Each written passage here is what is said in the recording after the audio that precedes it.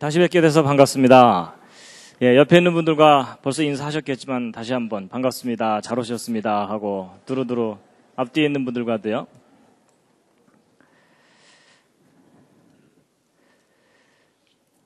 함께 읽으시겠습니다. 시작. 땅과 거기 충만한 것과 세계와 그 중에 거하는 자가 다 여호와의 것이로다. 아멘. 오늘 오신 여러분들을 환영합니다. 제가 오늘도 환영의 뜻으로 꽃을 준비했습니다. 이제 오늘은 11번째 주제인데요. 창세기 1장 1절의 비밀입니다. 함께 읽으시겠습니다. 드디어 이제 오늘 이 창세기 1장 1절을 이제 함께 읽으실 수 있는 기회가 왔습니다. 태초에 하나님이 천지를 창조하시니라 라는 이 말씀인데요.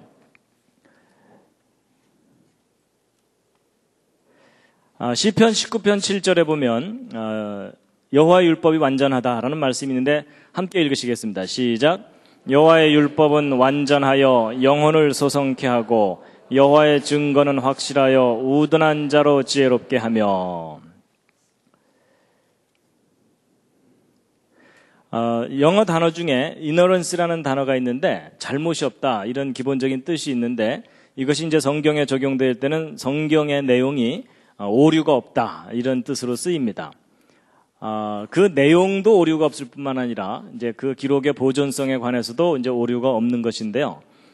보통 이제 기독교인들은 성경이 인간의 지혜로 꾸며낸 기록이 아니고 창조자 하나님이 인간에게 주신 거룩한 말씀이다 이렇게 믿고 있고 1.1획도 틀리지 않는 완전한 말씀이다라고 고백합니다. 그렇죠. 근데 이제 그렇게 우리가 이제 고백하지만 그렇다는 객관적인 증거가 뭐냐 이렇게 따지고 들면 별로 할 말이 없습니다. 너도 믿어봐 뭐 이러는 수밖에 없거든요. 근데 이제 오늘 창세기부터 시작되는 이 기록이 1.1획도 틀리지 않는 완전한 기록이라는 객관적이고 과학적인 증거를 오늘 소개해 드릴 겁니다. 하나님의 말씀이 정말 완전하다는 이제 증거를 소개해 드릴 텐데요. 그래서 이제 창세기 1장 1절의 비밀, 성경은 참으로 완전한 말씀인가 하는 내용인데, 오늘 내용도 조금 어렵습니다. 일단 수학이 나옵니다. 지금, 그래서 오늘 각오를 좀 하셔야 되는데요. 그래서 이제 처음부터 어려운 얘기를 바로 했다가는 금방 일어나서 가실 것 같아서 제가 좀 시원한, 멋있는 장면을 좀 보여드리도록 하겠습니다. 이제 곧 겨울이 오기 때문에 눈이 내릴 겁니다. 이 눈들, 온 세상에 하얗게 눈으로 덮이면 참 환상적인 모습을 우리에게 보여주는데, 여러분 이 언덕에 지금 눈이 쌓여 있는데, 이 언덕에 쌓여 있는 보물들이 보이십니까? 이게 맨눈으로는 잘 안 보이고요. 현미경으로 들여다보면 이 눈송이들이 기가 막힙니다.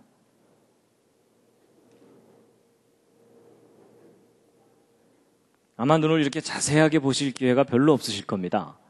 현미경으로 실험실에서 들여다봐야만 저렇게 보이는 거거든요. 그래서 이제 이 눈송이들이 자랄 때 아주 작은 결정체가 점점 시간이 지나면서 이렇게 크게 이렇게 자라게 됩니다. 눈송이를 좀 감상을 하시겠습니다.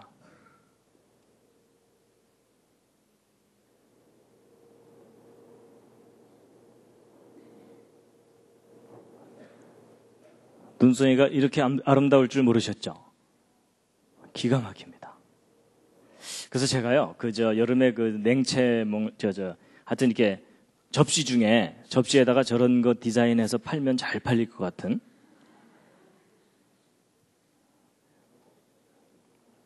이렇게 디자인되어 있는 접시 하나씩 사시지 않겠습니까?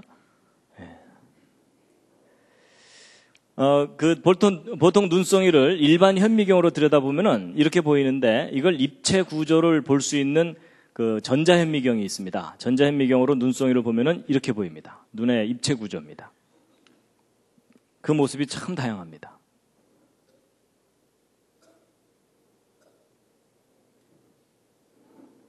이건 꼭 장미꽃 비슷하죠? 쌀이눈 같은 거를 이렇게 단면을 보면 이렇게 되고요. 기하학적 모양도 있고요. 티테이블도 있습니다. 그리고 육각 쟁반도 있고 너무나 다양하게 결정체를 이루고 있습니다. 온갖 모양이 다 있고요. 무슨 먼지 비슷한 모양도 있고 아이스크림 녹담한 것 같은 것도 있고요. 그래서 이 부분을 확대하면 이렇게 보이고 이 부분을 확대하면 이렇게 보이고 이걸 확대하면 이렇게 보이고 이 부분을 확대한 것이 이 오른쪽 사진이고 또 이 부분을 확대한 것이 이거고 더 확대하면 이렇게 보이고 계속 확대하면 이렇게까지 보입니다. 이건 가느다란 실에 눈꽃 같은 것이 핀 그런 것이죠.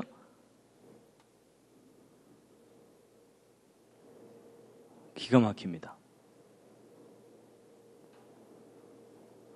이런 거 하나 이렇게 브로치 만들어서 딱 달면요.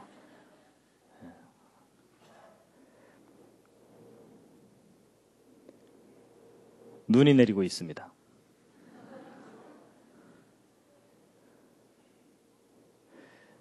그런데 여러분 이 언덕에 쌓여있는 이 눈송이들 중에 똑같은 모양을 하고 있는 게 하나도 없다는 거 아십니까? 세밀하게 들여다보면 마치 우리 그 지문이 서로 다 다른 것처럼 다 다른 모양을 하고 있습니다. 뭐 눈송이의 모양이 뭐 온갖 모양입니다.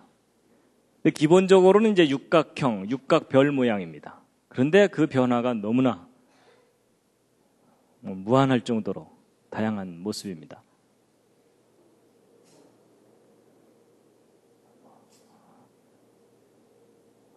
너무나 아름답죠.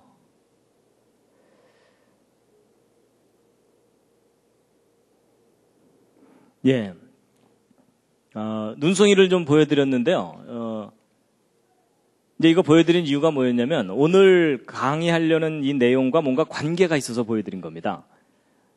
자, 여호와의 율법은 완전하다 그랬는데 그 율법에 해당되는 책이 바로 모세오경입니다. 창세기부터 시작되는 이제 그 말씀이 완전하다라는 것인데요. 보통 이제 모세오경이라고 하죠. 이 5권의 책을.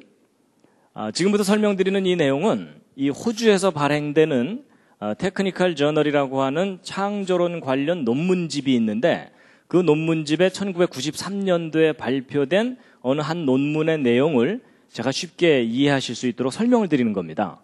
그래서 그 논문의 제목은 요 밑에 이렇게 나와 있습니다. 그래서 근본적인 주장, 신성한 첫 번째 그 메시지 창세기 1장 1절 속에 초자연적인 설계의 증거가 있다 이겁니다.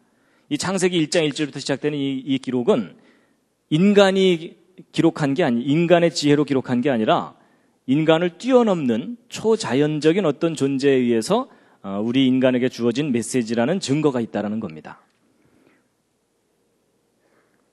그래서요, 이 창세기 1장 1절 이 히브리어 원문을 수학적으로 분석을 해본 겁니다. 그랬더니 너무나 놀라운 증거가 발견된 것인데 여러분 이 오른쪽 아래에 있는 이 파란색이 이게 뭐죠? 이게 이스라엘 국기입니다. 이스라엘 국기에 육각별이 그려져 있는데 이 이스라엘 국기의 이 육각별하고 창세기 1장 1절이 무슨 관계가 있습니다. 그리고 이 왼쪽에 있는 이 그림은 그 하나님께서 모세를 통해서 직접 지시하셔서 만들게 하신 성막입니다. 그렇죠? 근데 이 성막하고 창세기 1장 1절도 무슨 관계가 있습니다. 그래서 오늘 이런 것들에 관한 비밀을 이제 알려드릴 텐데요. 여러분 창세기 1장 1절 이 메시지를 수학적으로 분석한다는 말이 언뜻 이해가 잘 안 되시죠? 그렇죠? 그런데 이 히브리어는 이 수학적 분석이 가능한 문자입니다. 그래서요, 히브리어 알파벳을 보시면 모두 22개가 있는데 그 22개의 알파벳마다 각 알파벳마다 고유한 숫자 값들이 붙어 있습니다. 여러분 영어에 A, B, C, D에 숫자 값 붙어 있지 않죠? 뭐 A는 1, B는 이런 거 없죠? 우리말 기억, 니은, 디귿도 마찬가지고. 근데 이 히브리어는 알파벳마다 고유한 숫자 값이 이렇게 있어가지고 1부터 10까지, 10에서 100까지, 100에서 400까지 숫자 값이 있어서 알파벳이 곧 숫자입니다. 그래서 이런 것들은 이제 알파 뉴메릭 시스템이라 그래서 문자가 숫자 값을 갖고 있다 그렇게 하거든요. 근데 이런 구조를 가지고 있는 문자가 히브리어만 있는 게 아니고 헬라어, 라틴어 이런 것들이 숫자 값을 갖고 있는 문자들입니다. 알파벳들입니다. 그중에 가장 독특한 것이 이 히브리어입니다. 그래서 이제 이 히브리어 알파벳에 숫자 값이 있는 것에 대한 실제 예가 성경에 나옵니다. 어디에 나오냐면 여러분 마태복음 1장을 읽어보면 거기 예수님의 족보가 맨 처음에 나오죠. 그래서 아브라함과 다윗의 자손 예수 그리스도의 세계라 이러면서 예수님의 족보가 쫙 나오는데 이제 보통 사람들이 성경 한번 마음 먹고 읽어보려고 그러다가 구약은 두껍고 신약부터 읽어보자 이러고서 신약을 딱 펼치는 순간 이 족보가 나오는 바람에 포기하는 경우가 참 많습니다. 그렇죠? 근데 이제 예수님의 족보가 이렇게 길게 나오다가 17절에 그 족보에 대해서 요약이 되어 있는데 함께 한번 읽어보시겠습니다. 시작. 그런즉 모든 대수가 아브라함부터 다윗까지 14대요 다윗부터 바벨론으로 이거할 때까지 14대요 바벨론으로 이거한 후부터 그리스도까지 14대러라. 그래서 여러분 이 예수님의 족보에 14라는 숫자가 3번이나 반복해서 나오죠. 이제 보통 사람들이 마태복음 이게 읽다가 뭐 14라는 숫자가 3번이나 나오네 이러면서 그냥 넘어가거든요. 근데 여러분 저 14라는 숫자가 3번이나 반복해서 나오는 이유가 있습니다. 그게 왜 그러냐면 여러분 이 예수 그리스도가 다윗의 자손이라는 것을 강조한 거거든요. 여러분 이 14라는 숫자가 뭐하고 관계되어 있냐면 다윗이라는 이름과 관계되어 있습니다. 여러분 다윗을 히브리어로 표기하면 다위드 이래서 영어로 따지면 DWD거든요. 근데 요것에 해당되는 숫자 값을 여기서 찾아보면 4, 6, 4죠. 요걸 싹 더하면 어떻게 됩니까? 그게 14가 됩니다.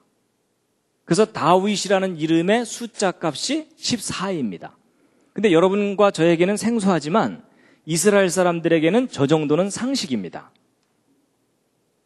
그러면 이 14라는 숫자가 바로 다윗이라는 이름과 관계된 숫자라는 거거든요. 그러면 이제 왜 14라는 숫자를 3번이나 반복해서 썼는지 그 비밀이 풀립니다. 여러분 마태복음은 누구를 위해서 쓴 복음서냐면 이스라엘 사람들을 위해서 쓴 복음서입니다. 근데 이 이스라엘 사람들에게 예수 그리스도가 메시아라는 것을 소개를 해야 되는데 이스라엘 사람들은 워낙 전통과 족보를 목숨처럼 귀하게 여기기 때문에 이 족보도 없는 집안에서 메시아가 올 거라는 걸 용납을 못합니다. 그래서 그 이스라엘 사람들한테는 족보 얘기부터 해야 마음을 엽니다. 그래서 이 예수 그리스도가 평범한 가문 출신이 아니라 아브라함의 후손일 뿐만 아니라 다윗의 후손이다라는 겁니다. 근데 다윗의 후손이라는 게 무슨 말이냐면 왕족이라는 뜻입니다. 다윗의 후손들이 대대로 왕을 했거든요. 그러니까 이분은 왕이 될 만한 자격이 있는 분이다라는 걸 먼저 얘기를 해주는 겁니다. 그러니까 제발 좀 마음 좀 열어라 뭐 그 얘기입니다. 그런데 바로 이스라엘 사람들의 조상인 아브라함부터 시작해서 아브라함부터 다윗까지 14대, 거기서 바벨론까지 14대, 거기서 예수님까지 14대니까 다윗이라는 이름의 숫자 값으로 3번 이렇게 내려온 존재이기 때문에 평범한 존재가 아니다. 바로 예언된 그분이다. 라는 걸 나타내기 위한 겁니다. 이해가 되시죠? 그래서 이제 결국 이 14라는 숫자가 이 다윗이라는 이름과 관계된 거다라는 걸 이제 알게 되면 풀리거든요. 그래서 이제 이런 예에서 볼 수 있듯이 히브리어는 알파벳마다 숫자 값이 있을 뿐만 아니라 단어에도 숫자 값이 있다는 걸 짐작하시겠죠. 그래서 이제 성경 구약에 있는 히브리어 원문은요, 모든 단어마다 고유한 숫자 값이 있습니다. 그래서 이 히브리어가 숫자 값을 가지고 있다는 것이 어떤 역할을 하냐면요, 성경 원문을 옮겨 적을 때 제대로 옮겨 적었는지 검증하는 방법이 뭐겠습니까? 옮겨 적고 나서 숫자 값 다 합산해보면 1이라도 틀리면 중간에 한 글자 틀린 겁니다. 한 글자 이상. 그래서 성경을 완벽하게 옮겨 적는데 결정적인 기여를 하는 그런 겁니다. 그래서 구약 성경이 완벽하게 보존된 이유 중에 하나도 이 수학적인 속성 때문에 그런 겁니다.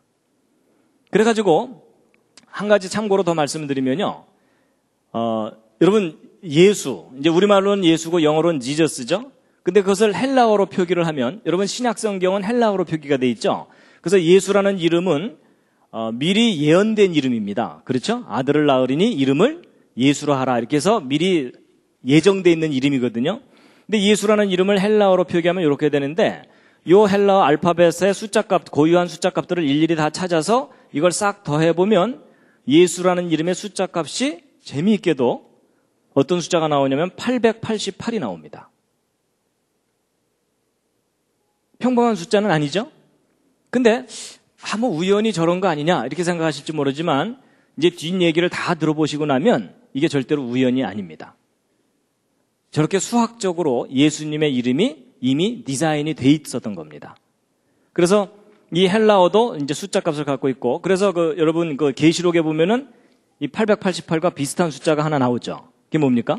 666이 나오죠. 그래서 총명이 있는 자는 그 수를 한번 세워보아라, 이런 내용이 나오잖아요. 그래서 그 수도 바로 이제 이런 것과 관계된 그런 수입니다. 그래서 이제 이 창세기 1장 1절에 있는 이 기록을 이제 수학적으로 다 분석을 한 건데, 여기 이제 알파벳마다 숫자 값이 이렇게 있거든요. 그래서 이 표에서 이 숫자 값을 다 찾아가지고 각 알파벳의 숫자 값을 딱 이렇게 찾은 다음에 요걸 싹 더하면 그 단어의 숫자 값이 되는 겁니다. 그래서 이 7개의 숫자를 이제 계산을 해서 찾아낸 거고요. 그래서 이 7개의 숫자를 분석해 보고 나서 깜짝 놀란 겁니다. 창세기 1장 1절이 완벽하게 설계된 메시지라는 걸 알게 된 겁니다.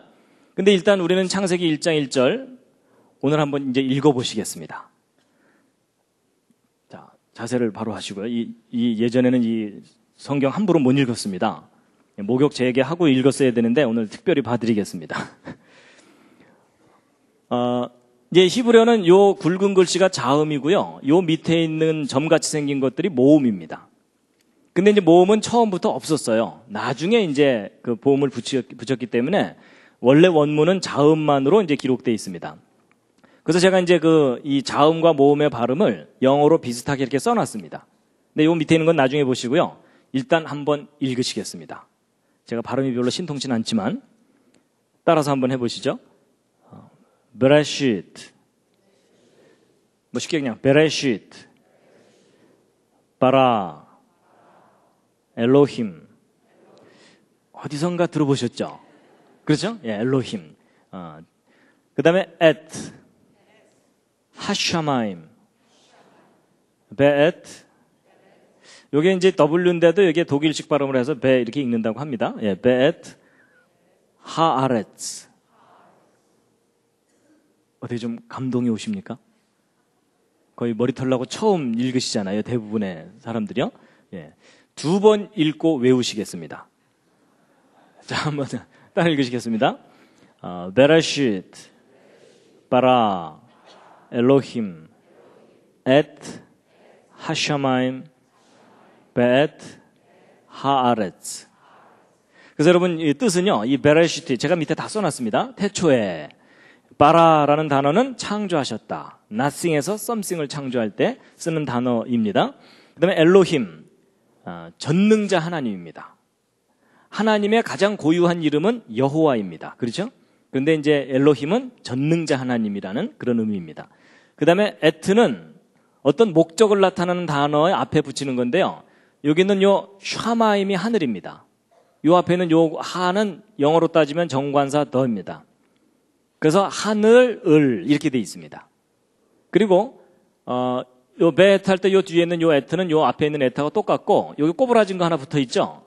요게 영어로 따지면 end입니다. 그리고 이제 아레츠가 땅이고 요 앞에 있는 요 하는 정관사 더입니다. 그래서 태초에 창조하셨다 하나님께서 하늘을 그리고 땅을 이렇게 돼 있습니다.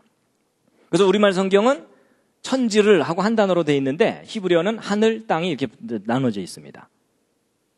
그래서 한 번 더 읽고 외우시겠습니다. 자, 2글자씩 읽겠습니다.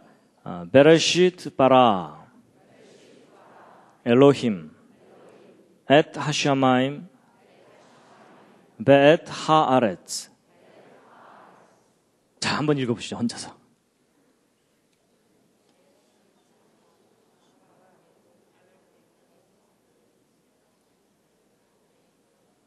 여러분 드디어 방언이 터졌습니다.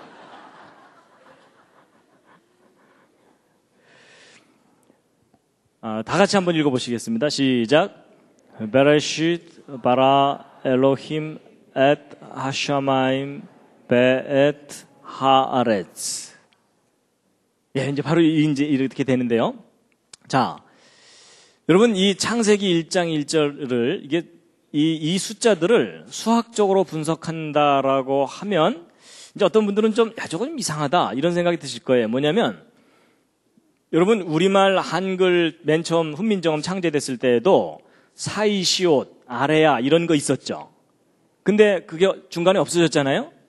근데 마치 그런 것처럼 이 히브리어 알파벳 22개도 원래 22개가 아니고 한 25개 됐는데 중간에 몇 개가 빠져나가거나 이러면은 이 숫자 값들이 다 틀려지게 되죠. 그럼 저 숫자 값들이 시대마다 자꾸 틀려진다면 이 창세기 1장 1절을 수학적으로 분석한다는 게 의미가 있겠어요? 없겠어요? 그게 의미가 없습니다. 그래서 우리가 이제 먼저 뭘 좀 확인해 봐야 되냐면 이 히브리어 알파벳 22개와 그 순서와 개수가 정말 변함이 없었는지 고유한 것인지를 확인 좀 해봐야 됩니다. 그래서 이제 그 확인을 좀 시켜드리면 이런 게 있습니다. 그러면 시편 111편 같은 경우 우리말 성경으로 읽으면 내용은 참 좋은데 번역을 해놨기 때문에 시의 운율이라든지 이 시적인 규칙성이 다 깨져 있습니다. 그렇죠? 그런데 이 시편 111편 원문을 보게 되면은 여러분 히브리어는 이제 시는 이렇게 행으로 되어 있잖아요.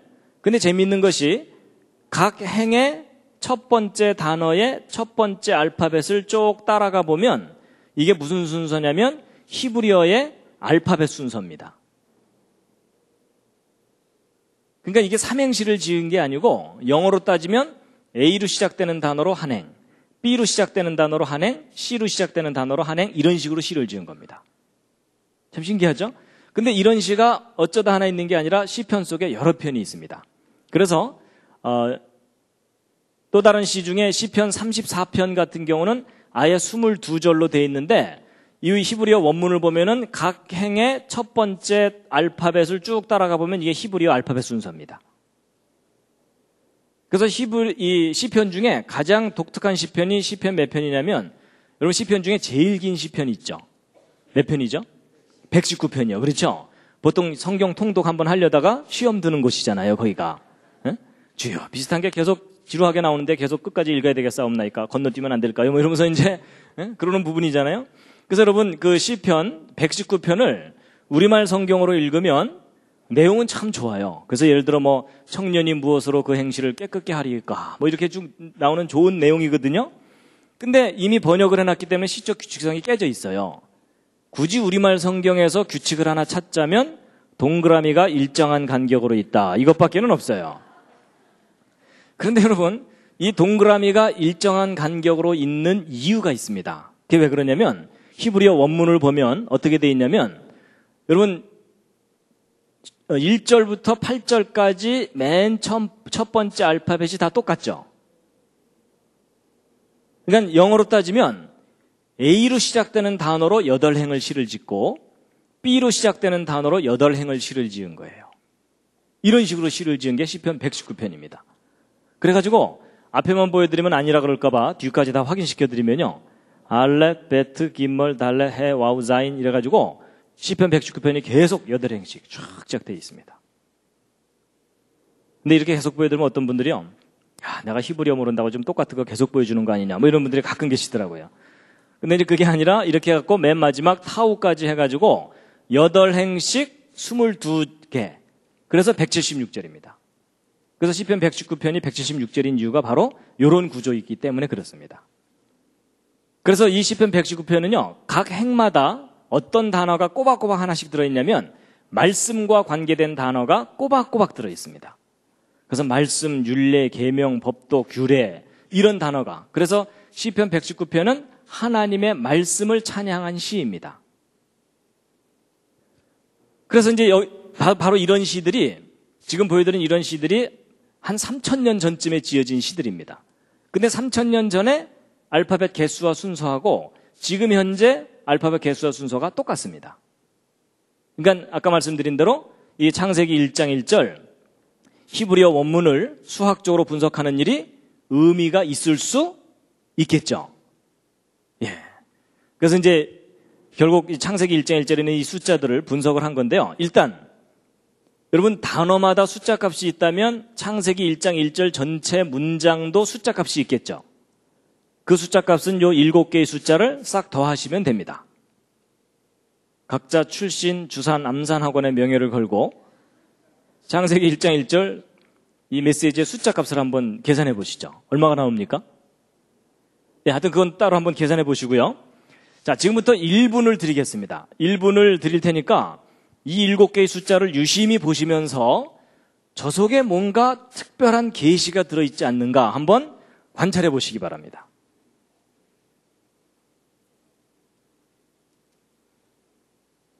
저 7개의 숫자 속에 너무나 놀라운 비밀이 들어있습니다.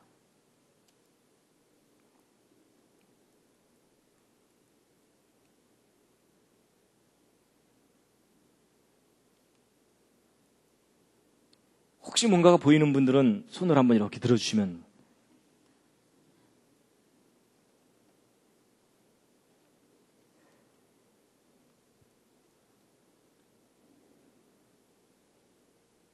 뭐가 좀 보이십니까?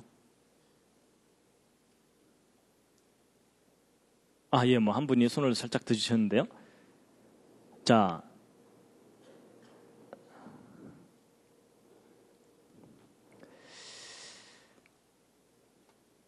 뭐가 보이신 분? 뭐가 좀 특별한 게 보인다? 거의 없으실 겁니다. 이거 하루 종일 봐도 안 보입니다. 자, 그런데 이제 보세요. 아주 기본적인 것부터 한번 차근차근 생각해 보겠습니다.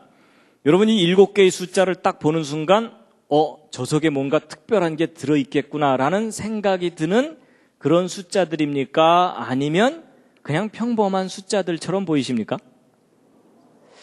그냥 평범한 숫자들처럼 보이시죠? 저 속에 뭐 특별한 게 들어있을 거라고 생각이 안 되시죠? 근데 그 점이 참 중요합니다. 너무나 평범한 숫자들이라 저 속에 뭔가가 들어있을 거라는 걸 아무도 몰랐어요. 그런데 놀랍게도 저 평범한 저 숫자들 속에 하나님께서 기가 막힌 비밀을 넣어두셨거든요. 여러분 옆에 있는 분 한번 살짝 보시죠. 평범해 보이십니까? 아주 특별해 보이십니까? 그냥 옆집 아저씨죠? 근데 여러분 옆에 앉은 분이 평범해 보인다고 무시하지 마시기 바랍니다. 그 안에 얼마나 귀한 게 들어있을지 아무도 모릅니다. 여러분 보통 예수님이 등장하는 그 영화 같은 걸 보면 예수님이 참 미남으로 나오죠. 근데 그게 별로 성경적이지 않다는 거 아십니까? 여러분 성경을 참고해 보면은 예수님의 외모에 대해서 어느 정도 나오거든요. 예수님은 절대로 미남이 아니셨습니다. 그래서 여러분 이사야서에 보면요. 그가 이제 메시아예요. 메시아 그분은 주 앞에서 자라나기를 연한 순 같고 마른 땅에서 나온 줄기 같아서 이렇게 돼 있는데 여러분 마른 땅에서 나온 줄기 보셨습니까? 멋있는 경우가 거의 없습니다. 그렇죠? 빌빌빌 해갖고 도대체 저게 구실이나 제대로 할까 이럴 정도로 아주 볼품없거든요. 그래서 우리의 보기에 흠모할 만한 것이 없도다 이렇게 돼 있어요. 예수님의 그 외모에 관해서. 그래서 여러분 여기 계신 분 중에 제일 잘생긴 분은 결코 예수님을 닮은 분이 아닙니다. 상당히 위로가 되시죠?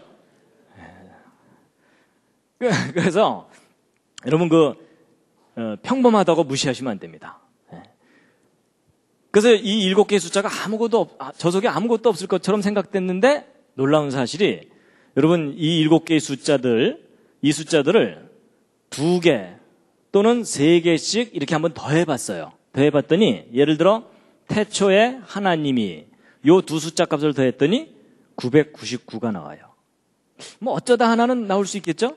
그런데 창조하셨다 하늘을 요 세 단어의 숫자 값을 더했더니 또 999가 돼요. 좀 이상하죠?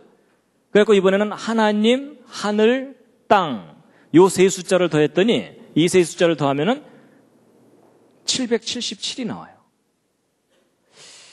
점점 이제 우연이 아닐 거라는 생각이 드시죠? 그리고 하나님, 하늘, 땅 요 세 숫자를 더했더니 888이 나오는 거예요. 자, 이제 이 대목에서 이제 문과분들은 감이 안 오실 겁니다. 뭐 우연히 그럴 수 있겠지 이런 생각이 드실지 모르지만요. 여러분 숫자에 대해서 약간 감각이 있는 분들은 저게 절대로 우연히 일어날 수 있는 일이 아닙니다. 여러분 오늘 밤에라도 집에 가서 한번 해보세요. 아무 숫자나 7개 써놓고 그중에 2개, 3개씩 더했을 때 저런 규칙성을 갖는 숫자가 어쩌다 하나 발견되는 건 가능할 수가 있는데 4개나 발견되는 것은 확률적으로 거의 불가능합니다. 이게 무슨 얘기냐면 누군가가 일부러 저렇게 수학적으로 디자인을 해놓지 않는 이상 저런 일은 일어나지 않는다는 얘기입니다. 그럼 누군가가 일부러 이렇게 해놓은 거라는 뜻이잖아요? 그럼 적어도 이 메시지를 생각한 그 사람은 저 내용을 알고 있었다는 뜻일 겁니다. 근데 여러분 이 999, 888, 777의 기본 숫자가 111이죠. 그럼 이 111이 이제 정수배가 되는 숫자들인데 이 111이 이제 열쇠를 갖고 있는 숫자인데 자, 이게 이제 무슨 수하고 관계되어 있냐면요. 여러분 동전을 예를 들어 탁구공이 이렇게 있으면 그 탁구공 똑같은 크기의 탁구공을 옆에다 딱 붙이면은 정확하게 6개가 딱 붙습니다. 그리고 이런 식으로 해서 계속 붙여나가게 되면은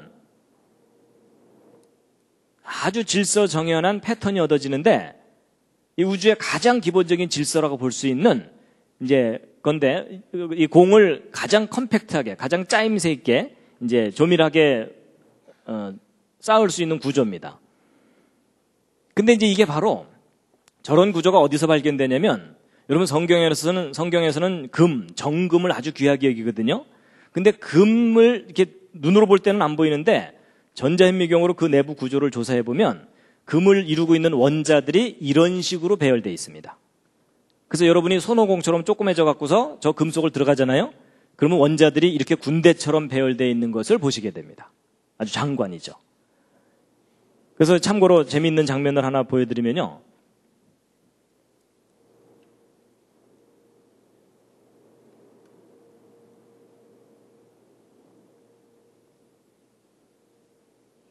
여러분 이게 이제 금 원자 배열이거든요. 근데 이런 질서정연한 패턴들이 조화를 부립니다.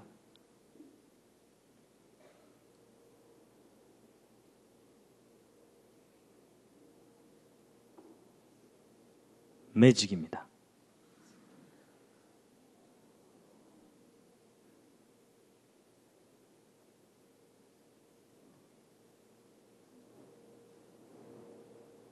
어지러우시죠? 여러분 아주 질서 있는 패턴들이 서로 간섭을 하면서 또 다른 무늬를 만들어내는 이런 걸 간섭무늬라고 하거든요. 그래서 여러분 하나님이 창조하신 이 질서 있는 세계가 이 질서가 또 조화를 부리고 이렇게 돼 있습니다. 그래서 하나님이 창조하신 세계 참 신기한 세상인데요. 그런데 이제 여러분 이 질서정연한 이 패턴 속에 숨어있는 별이 있습니다. 그 별이 무슨 별이냐면 바로 다윗의 별입니다. 육각별이 들어있거든요. 그래서 이 파란색으로 된 제일 작은 별, 그 다음 노란색으로 된 그 다음 큰 별, 빨간색으로 된 세 번째 다윗별 이렇게 있는데 이런 다윗별들이요. 바로 이스라엘 국기에 있는 그 육각별이잖아요. 자, 이제 이 육각별이 무슨 의미를 가지고 있는 건지 보실 텐데요. 여러분 이 맨 첫 번째 다윗별을 이룰 수 있는 동그라미 개수가 모두 몇 개냐면 이게 세어보시면은 이게 모두 13개입니다. 그래서 13이라는 숫자는 첫 번째 다윗별을 만드는 숫자다라고 기억을 좀 해두시기 바랍니다. 그럼 이제 하나 더 큰 다윗별은 그럼 얼마냐? 하나 더 큰 다윗별은 37입니다. 37개가 있어야 두 번째 다윗별을 만들고 그 다음에 또 하나 더 큰 다윗별이 뭐냐면 세 번째 다윗별이 바로 73입니다. 그래서 13, 37, 73이라는 이런 숫자들은 다윗의 별을 만들 수 있는 숫자. 그래서 보통 그 도형을 수학적으로 연구하는 사람들이 도형수라고 하는 수입니다. 특히 이제 육각별을 만드는 수, 이래서 이렇게 얘기합니다. 그래서 이 숫자들을 좀 기억을 해 두시면요. 지금 이 두 번째 다윗별의 숫자가 37이라 그랬죠. 근데 이제 보세요. 아까 나왔던 이 111이 어떤 수냐면 두 번째 다윗별 37을 3개를 더하면 얼마가 나옵니까? 37을 3번 더하면? 그게 바로 111입니다. 그럼 이 111은 다윗별 3개를 더한 숫자인데 그것에 또 정수배들이니까 결국 이 숫자들 속에는 뭐가 잔뜩 들어있는 거겠어요? 다윗의 별이 잔뜩 들어있는 거예요. 그러니까 창세기 1장 1절 속에 다윗의 별이 잔뜩 반짝반짝 들어있는 겁니다. 그런 수학적 구조를 갖고 있어요. 그래서 창세기 1장 1절과 다윗의 별이 무슨 관계가 있어요, 수학적으로.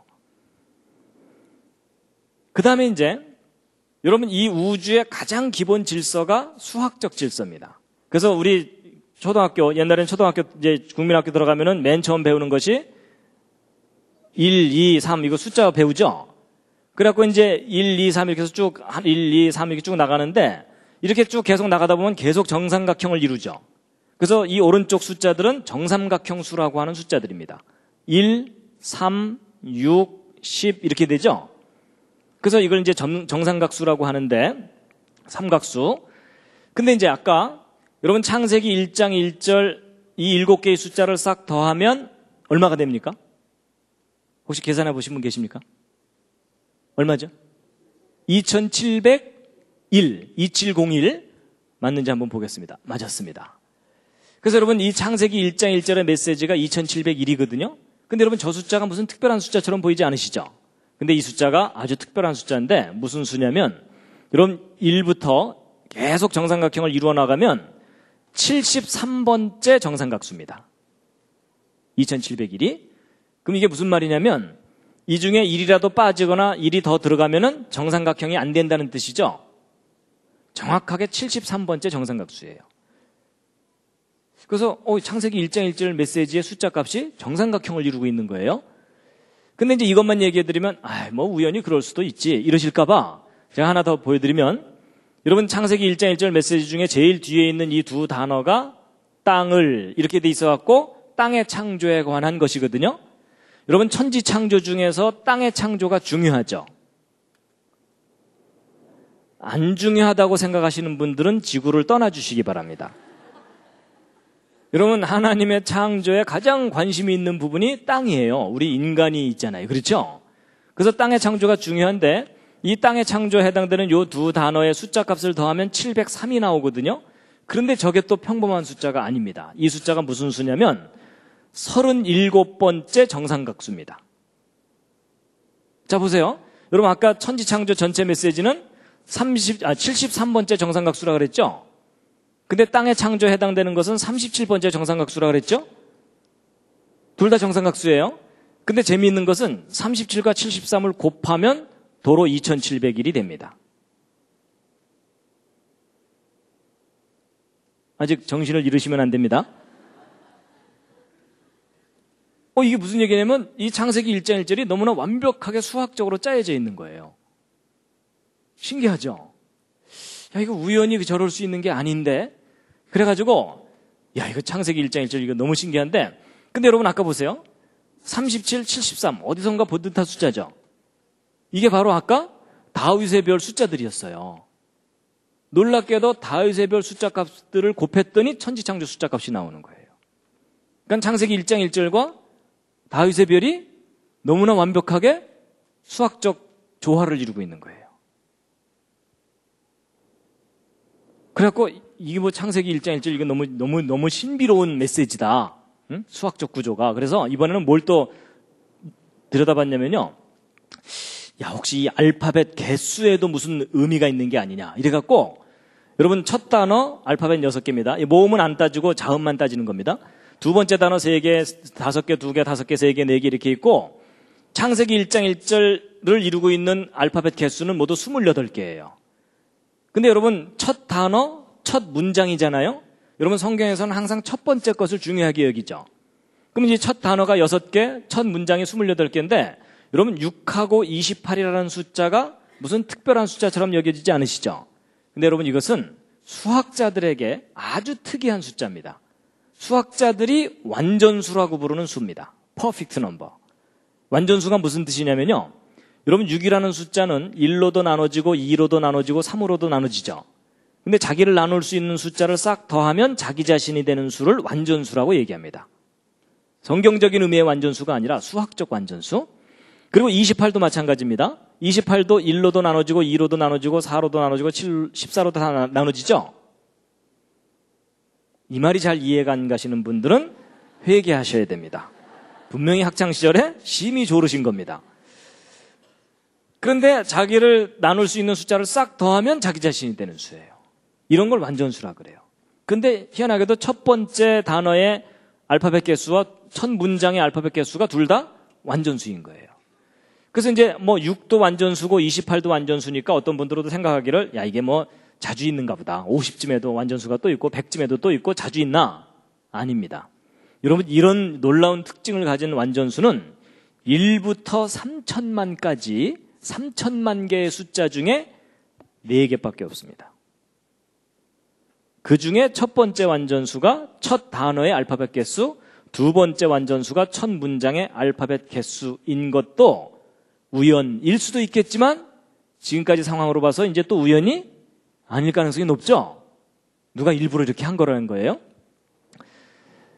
그리고 또 재밌는 것은 이 6하고 28이 아까 말씀드렸던 정삼각수 중에 세 번째 정삼각수, 일곱 번째 정삼각수예요. 그러니까 얘네들은 완전수이면서 정삼각수이기까지 한 거예요. 근데 여러분 아까부터 이상하게 3이라는 수하고 7이라는 숫자가 좀 자주 나오죠.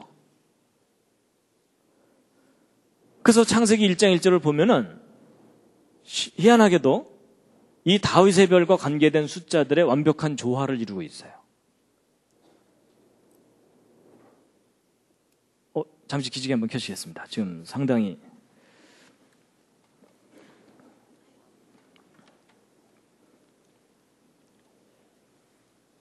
몸 풀고 하겠습니다. 좌양조 하셔서 옆에 있는 분 안마를 좀 시원하게 해드리겠습니다. 좌양조 하셔서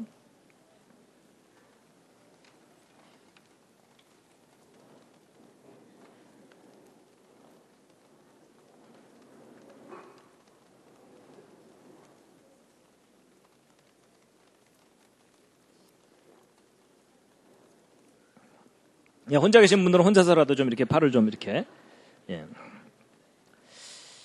반대로도 해주시고요. 반대로도.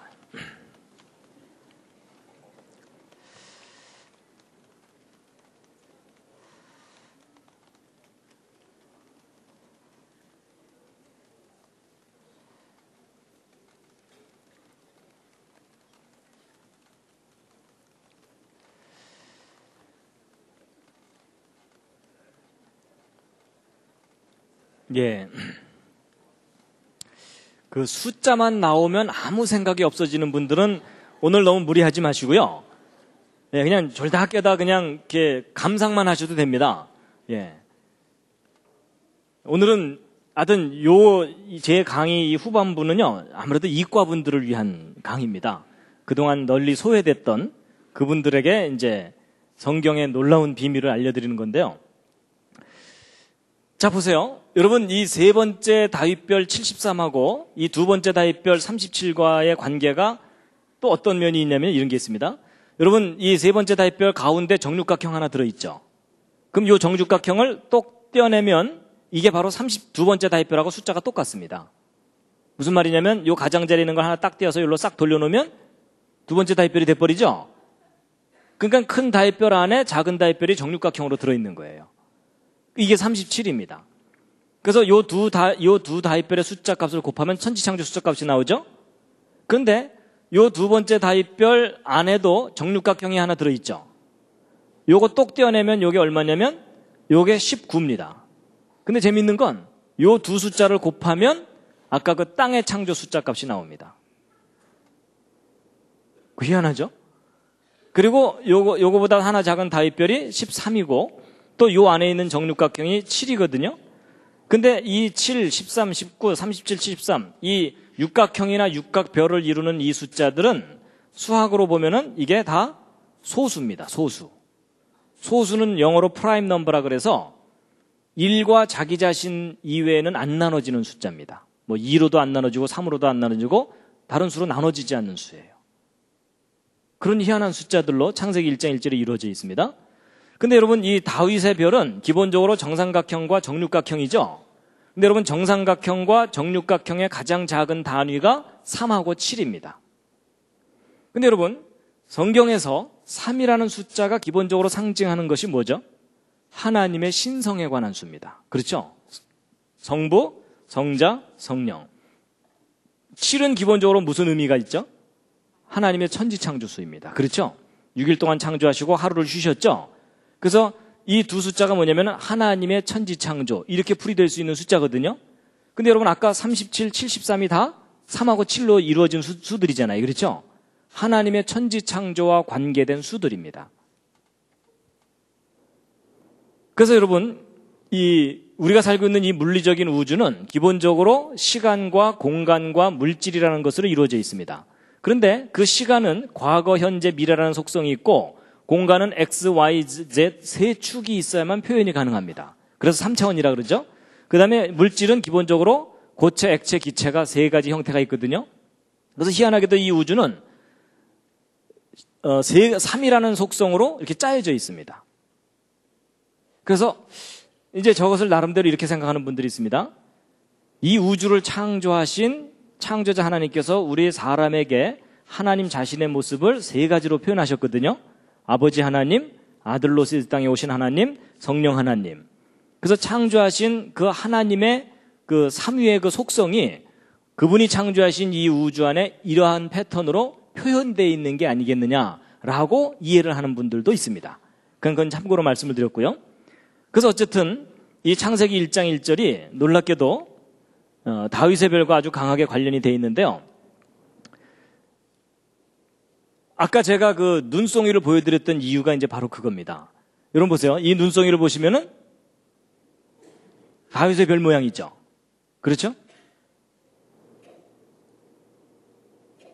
여러분 이스라엘 국기도 그 속에 다윗별이 있잖아요.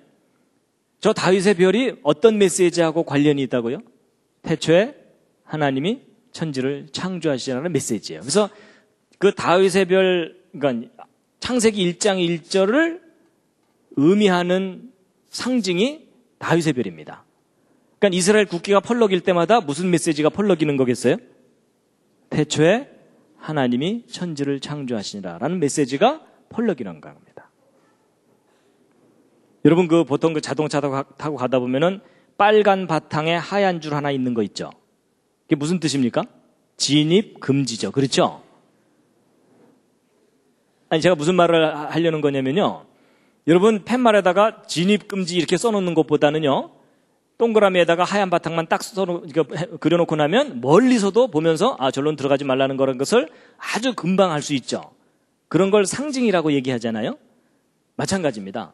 태초에 하나님이 천지를 창조하시라는 이 긴 메시지를 하나의 상징으로 딱 표현한 상징이 그게 뭐겠습니까? 그게 다윗의 별입니다. 그러니까 우리가 다윗의 별을 보면 어떤 메시지를 떠올려야 돼요? 이걸 이제 이 내용을 알았다면 태초에 하나님이 천지를 창조하시니라. 이제 이해가 좀 되셨습니까? 그럼 여러분 이 눈송이 디자인하신 분이 누구죠? 하나님이시죠. 그럼 하나님께서 저 눈송이 굳이 저런 모습으로 디자인을 하셨잖아요. 그러면 저 눈송이가 우리에게 상징하는 메시지가 뭐겠습니까? 태초에 하나님이 천지를 창조하시니라. 그럼 여러분 겨울에 하늘에서 눈이 내릴 때마다 뭐가 내려오는 거겠어요? 하늘에서 엄청난 메시지가 펑펑 내려오는 거예요. 그럴 줄 모르셨죠? 하늘에서 내려올 때마다. 여러분 이럴 때 쓰는 말이 뭔지 아세요? 귀 있는 자는 들을지어다. 그래서 여러분 금년 이제 곧 첫눈이 내릴 거 아닙니까? 괜히 좋아하지 마시고요. 첫눈이 내릴 때 하늘에서 무슨 메시지가 펑펑 내리겠어요? 태초에 하나님이 천지를 창조하시니라. 그 메시지가 하늘에서 내려오는 겁니다. 여러분 하나님께서 눈송이 만드시면서 얘네들이 왜 자꾸 육각형만 되냐 뭐 이러셨을까요?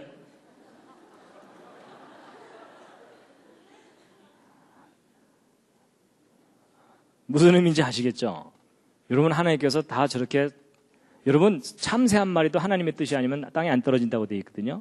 모든 것에는 다 하나님께서 이유를 두셨고 의미를 두셨어요. 눈송이도 그냥 대충 이게 뭐 멋있어 보이네 이러면서 만드신 게 아니라는 얘기입니다. 위대하신 하나님의 창조물입니다. 그래서 보세요. 하늘에서 엄청난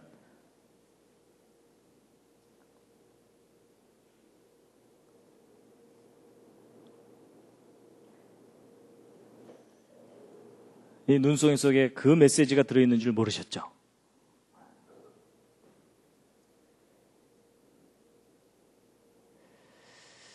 자, 그래서 이제 창세기 여기서 이제 한 가지 이제 꼭 말씀드리고 넘어가야 될 게 하나 있습니다. 뭐냐면 제가 이제 창세기 1장 1절을 이렇게 막 수학적으로 막 이렇게 설명을 드리면 어떤 분들은요 좀 부정적인 생각을 하더라고요.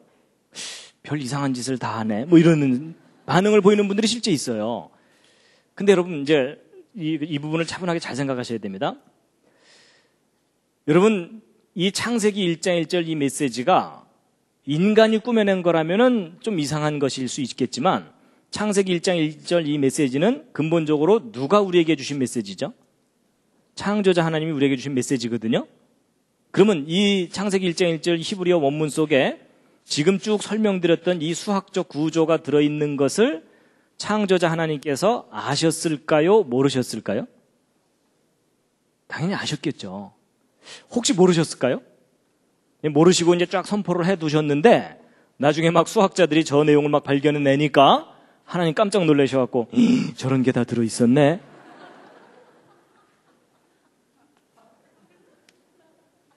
여러분 그 상황은 아니죠. 맞죠? 여러분 만약에 하나님이 모르셨다면은 하나님은 기본적으로 전능하신 분이 아니에요. 전지전능하신 분이 아닌 거예요. 그렇죠? 여러분 하나님이 의도하지 않으셨는데 또 저런 구조가 있을 수 있을까요? 아니죠. 여러분 바로 그 점을 놓치시면 안 됩니다. 여러분 우리가 차분하게 생각해보면 하나님이 아시는 정도가 아니고 저거 누가 디자인하셨겠습니까? 창조자 하나님께서 하신 일입니다. 그걸 오늘날 수학을 하는 사람들이 발견해낸 것일 뿐이고요. 그럼 우리가 이상하다고 생각할 게 아니라 왜 하나님께서 저렇게 해놓으셨을까를 이제 깨달아야만 됩니다. 맞죠? 예. 왜냐면요, 제가 이런 부분을 안 짚어드리고 제가 어디 가서 강의를 해드렸더니 저거 이단 아니요? 뭐 이러시더라고요. 그래서 이게 잘못하면 오해를 할 수가 있겠구나 싶어서 가장 기본적인 부분을 이제 짚어드린 겁니다. 예. 여러분 하나님이 의도하지 않으셨는데 저런 게 들어있을 수가 없습니다. 조작한다고 저렇게 들어가 있는 게 아닙니다. 조작한다고는 안 됩니다. 인간이 조작한다고 될 수 있는 일이 아닙니다. 자, 그런데 이제 시작입니다. 하여튼 오늘 일찍 집에 돌아가시기는 틀렸습니다. 예, 포기하시고요. 저하고 아예 오늘 이 내용을 끝내고 가셔야 됩니다. 여러분 이 세 번째 다윗별과 두 번째 다윗별 사이의 그 도형적인 관계인데요. 특히 이 두 번째 다윗별 숫자인 37이 참 신기합니다. 육각별도 이루고 있지만 아까 육각형도 이룬다 그랬죠. 그리고 이 팔각형도 37입니다. 여러분 하나의 숫자가 세 가지 도형을 만들거든요. 여러분 하나의 숫자가 한 가지 도형을 이루는 것도 영광인데 세 가지나 이루니까 얼마나 특이해요. 그렇죠? 여러분 숫자들끼리 모여갖고 나는 사각형이다, 나는 삼각형이다 이러는데 어느 숫자는 난 아무것도 아니다 이러면 얼마나 쓸쓸해요. 그렇죠? 근데 이 37은 세 개나 이루어요. 그래서 이걸 수학하는 도형을 연구하는 사람들이 삼형수라고 얘기합니다. 이게 형수가 세 사람이 있다 이런 뜻이 아닙니다. 세 가지 도형을 만들 수 있는 숫자다. 그래서 아주 특이하게 여기는데 특히 여러분 그 수학에서 그 숫자를 갖고 이렇게 장난을 치는 일이 있거든요. 숫자의 조화를 이렇게 풀고 그럴 때 중요하게 사용되는 숫자가 37입니다. 근데 이제 37과 73의 도형적인 관계는요. 요 37에다가 테두리를 쫙 두르면 큰 다윗별이 되고 요 육각형에다가 66에 36을 딱 두르면은 이 큰 다윗별이 되거든요. 근데 마치 요 패턴 관계가 6일 동안의 창조와 하루의 안식 뭐 이런 것을 의미하는 게 아닌가라고 해석되는 그런 구조를 갖고 있고 그리고 이제 이 36이라는 숫자, 66이 36이라는 숫자도 평범한 숫자가 아니고요. 여러분 66이 36이니까 정사각형 수죠. 그러면서도 또 얘는 8번째 정삼각수예요. 그러니까 이런 걸 이형수라 그래요. 바이피규러인 넘버라고. 그리고 요 밑에는 이제 아래쪽 사이클이고 그 밑에도 또 이렇게 돼 있어갖고 여러분 37 안에 19 들어있다 그랬잖아요. 요 두 숫자 곱하면 703 땅의 창조 숫자 나오고 그 다음에 37보다 하나 작은 다윗별이 13이고 19보다도 하나 작은 육각형이 7인데 13하고 7을 곱하면 91이 나오는데 이 91도 정육각형 숫자고 이 90, 여러분 아까 그 37 뒤집은 게 73이었죠. 그러면 이 19를 뒤집은 게 91이죠. 근데 이 19도 육각수인데 91도 육각수예요. 그냥 완벽하게 조화를 이루는 숫자들로 짜여져 있고 그 다음에 37과 13을 연결시켜주는 수가 24고 19와 7을 연결시켜주는 수가 12거든요. 근데 여러분 24가 10이라는 숫자도 평범한 숫자가 아니고 저게 성경과 관계된 수들입니다. 저게 구약과 신약에서 공통적으로 나오는 수들이에요. 여러분 12는 구약에서는 뭐가 떠오르세요? 이스라엘의 12지파. 이게 하나님을 섬기는 숫자들입니다. 이게 하나님을 섬기는 사람들에 관한 수인데 12지파. 그 다음에 신약에서는 뭐죠? 예수님의 12제자. 그 다음에 24는 구약에도 나오고 신약에도 나오는데 신약에서는 요한계시록에 하늘나라의 장로가 몇 명이죠? 24장로죠. 그 다음에 구약에서는 24가 뭐하고 관계 있죠? 제사장. 여러분 다윗왕 말기에 제사 제도를 정비하는데 제사장 팀을 모두 몇 팀을 만들어요? 24팀을 만듭니다. 그래서 24 반열 이렇게 얘기하거든요. 이게 다 하나님을 섬기는 사람들에 관한 숫자들이에요. 그리고 이제 요 밑에 이렇게 있고요. 그래가지고 이제 이거 창세기 1장 1절 정말 신기하다. 이래가지고 이번엔 뭘 조사해봤냐면 창세기 1장 1절 이 메시지에 맨 가장자리 울타리 숫자를 세워봤어요. 맨 가장자리. 그랬더니 이게 얼마냐면은 71을 3번 더하기 때문에 216이 나와요. 그러니까 이 가장자리 숫자를 쭉 더하면. 근데 여러분 저 216이라는 숫자가 또 평범한 숫자가 아닙니다. 이 216이라는 숫자는 무슨 수냐면 6 곱하기 6 곱하기 6. 그래서 6의 3승 숫자예요. 큐브 넘버라고 하거든요, 영어로. 근데 이 3승이라는 건 무슨 말이냐면은 정육면체 부피 구할 때 3승하죠. 그게 정육면체 수예요. 그래서 창세기 1장 1절이 정육면체 숫자 값으로 둘러싸여 있는데 그럼 이 정육면체가 성경과 무슨 관계가 있느냐? 있습니다. 여러분 창세기 1장 1절부터 계시록까지 성경 전체를 조사해보면 정육면체가 몇 군데 등장하거든요. 근데 그 정육면체가 다 어떤 장소냐면 거룩한 장소예요. 그래서 여러분 이 출애굽기에 보면은 창조자 하나님께서 모세를 통해서 성막을 만들게 하시잖아요. 근데 이 성막을 보시면 이 앞에 커튼을 열고 들어가면 거기가 성소입니다. 근데 그 안쪽에 밀실이 또 하나 있죠. 거길 뭐라 그럽니까? 지성소, 지극히 성스러운 장소, the most holy place거든요. 그래서 여러분 이 성소나 지성소는 아무나 못 들어가죠. 저 지성소는 또 누구만 들어가요? 대제사장이 속죄일 날 흰옷을 입고 들어가요. 그렇죠? 그래갖고 하나님과 만나는 그런 곳인데 요 지성소 있죠? 출애굽기에 나오는 대로 성막을 만들잖아요. 저 지성소 내부 구조가 어떤 모양이냐면 정육면체 모양입니다. 출애굽기를 읽으면 직접은 안 표현되어 있어요. 근데 출애굽기에 나오는 그대로 만들고 나면 정육면체, 그 내부가, 지성소가. 근데 거기만 그런 게 아니라 열왕기상에 보면은 솔로몬이 제대로 된 건물로 된 성전을 짓죠. 그 건물로 된 성전의 지성소도 정육면체예요. 그런가 하면 요한계시록에 보면 지금 현재 땅에 있는 예루살렘 말고 하늘에 있는 예루살렘이 있는데 거기에는 직접 가로 세로 높이가 나오거든요. 성경에 기록되어 있는데 정육면체입니다. 그래서 성경에서 일관성 있게 정육면체가 다 어떤 장소냐면 거룩한 장소예요. 근데 그 거룩한 장소를 상징하는 정육면체의 숫자 값으로 창세기 1장 1절이 둘러싸여 있는 것도 우연일 수도 있겠지만 이제 더 이상 우연이 아니에요. 그렇죠? 그렇다면 무슨 말이냐면 이 말씀이 거룩한 말씀이다 라는 뜻입니다. 그 다음에 이제 창세기 1장 1절 속에 무슨 수가 들어있냐면요. 여러분 천지창조 이 전체 중에 땅의 창조가 중요하다 그랬잖아요. 근데 땅의 창조에 해당되는 703이라는 숫자를 빼고 나면 나머지 5개의 숫자 값이 얼마냐면 1998입니다. 근데 여러분 이 1998이 무슨 수냐면요. 666을 3번 더한 숫자입니다. 여러분 드디어 666이 나왔습니다. 무섭죠? 여러분 아까 그 계시록에 나온다고 하는 666 있죠? 그 숫자가 놀랍게도 창세기 1장 1절 속에 저렇게 수학적으로 계시가 돼 있어요. 근데 여러분 이 666도 정삼각형 수예요. 36번째. 그래서 이 땅의 창조 703을 가운데다가 두고 나면 666이 이 땅을 포유하고 있는 듯한 모습을 하고 있어요. 그래서 저게 도대체 무슨 의미일까라는 것을 나름대로 이제 분석한 분들이 뭐라고 이제 생각하고 있냐면 여러분 성경 전체 스토리를 이해하면 뭐가 나오냐면 창조자 하나님께서 이 우주를 창조하실 때 천사들도 만드셨어요. 근데 그 천사들 중에 하나님께 반역하고 쫓겨난 천사가 있죠. 그 대장이 누구죠? 루시퍼예요. 근데 그 루시퍼가 쫓겨나요. 쫓겨나는데 하나님께서 곧바로 멸하지 않으시고 마지막 심판 때까지 유예 기간을 주세요.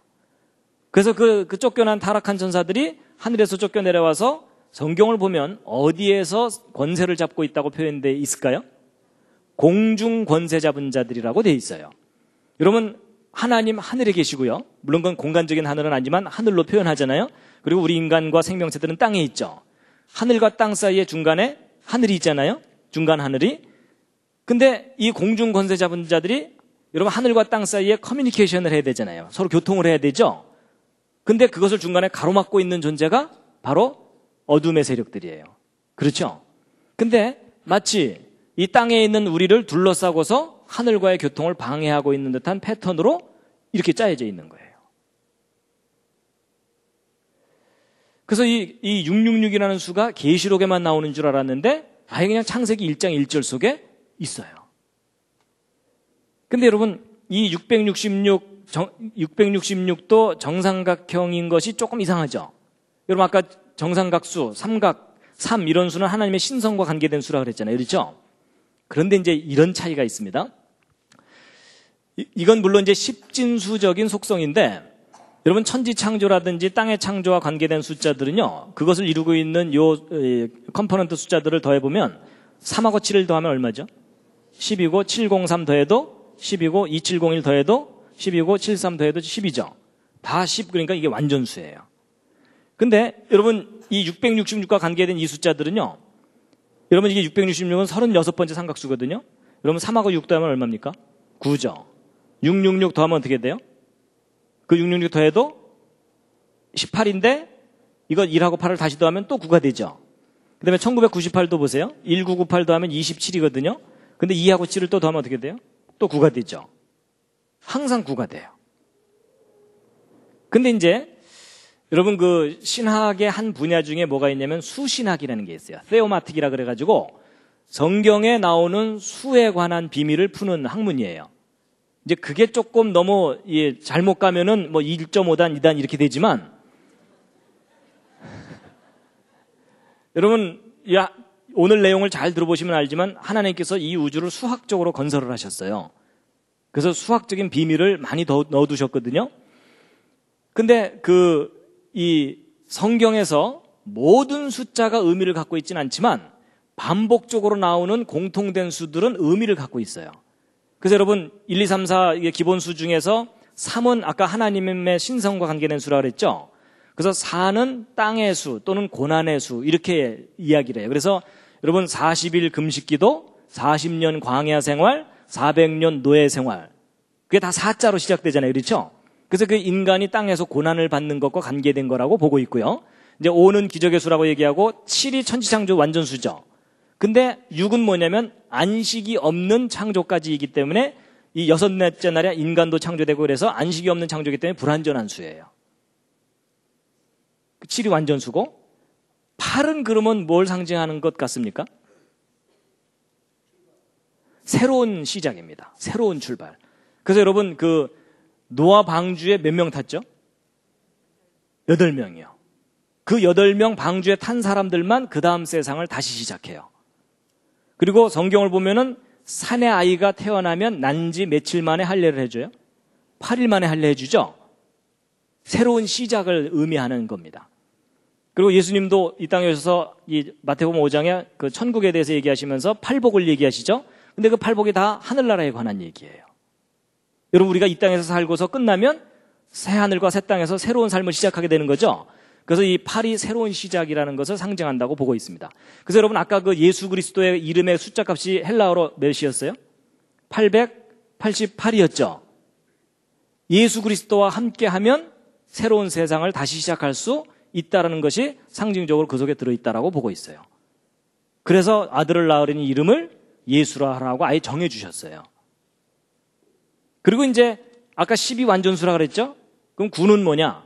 완전하지 못한 불완전한 수예요. 그래서 뭐 반역의 수, 거절의 수 이렇게 이제 의미를 부여합니다. 근데 이 666과 같은 이런 부정적인 의미를 갖는 적그리스도의 수라고 하는 저 수가 9로 이렇게 돼 있어요. 그럼 이게 무슨 말이냐면요. 사탄은요. 하나님 행세를 하는데 완전하지 않아요. 여러분 사탄의 최고의 목적이 뭘까요? 하나님이 창조하신 모든 피조물로부터 하나님 대신에 자기가 경배받는 거예요. 그래서 여러분 예수님 시험할 때도 내게 경배하라고 그러잖아요. 그렇죠? 근데 여러분 가짜가 진짜 행세를 해야 되는 거잖아요. 사탄이 자기가 하나님인 척 해야 되잖아요. 그러니까 가짜가 진짜 행세를 하려면 진짜 닮아야 되는 거 아시죠? 그래서 여러분 나이키, 나이스 이런 거 있잖아요. 아디다스, 아디도스 뭐 이런 거 기억하시죠? 그래서 여러분 보통 대부분의 사이비 이단 종교들이 정통 종교를 모방하는 이유가 정통 종교를 모방해야 장사가 잘 되거든요. 이해가 되시죠? 그래서 사탄도요, 자기가 독자적으로 비즈니스를 못하고 꼭 자기가 하나님인 척하면서 사람들을 유혹하고 거짓말로 속여서 지옥으로 데리고 가는 겁니다. 그러니까 사탄도 자기도 삼각형을 666이 정삼각수거든요. 자기도 하나님인 척하는데 문제는 사탄은 항상 부족해요. 완전하지 못해요. 그래서 하나님과 사탄의 차이가 뭐냐면, 여러분 나중에 성경을 보시면 그 사탄이요, 막 하늘에서 불을 내리기도 하면서 사람들을 할 수 있거든 미혹하게 할 거라고 돼 있어요. 막 기적을 일으킨다는 뜻이에요. 그런데도 그러면서 사람을 미혹하게 한다고 돼 있기 때문에 사탄도 능력이 아주 커요. 근데 하나님과 사탄의 차이는 완전하신 분과 완전하지 못한 존재의 차이입니다. 그래서 이제 그런 의미가 이 속에 다 들어있다라고 보고 있습니다. 자, 이제 여기까지 쭉 설명드렸는데, 아직 괜찮으시군요, 상태가. 네, 잠시 한번 또 기지개를 살짝 켜시겠습니다.